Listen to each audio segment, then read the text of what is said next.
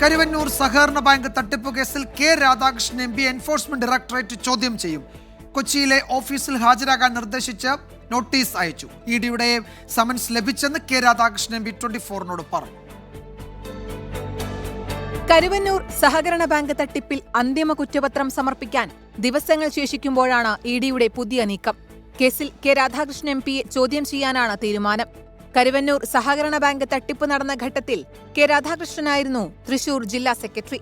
Karuvannur ബാങ്കുമായുള്ള CPIM ബന്ധം, CPIM party അക്കൗണ്ടുമായി ബന്ധപ്പെട്ട പണമിടപാടുകൾ തുടങ്ങിയ കാര്യങ്ങളിൽ വ്യക്തത വരുത്തുന്നതിനാണ് കെ രാധാകൃഷ്ണനെ ചോദ്യം ചെയ്യുന്നത്.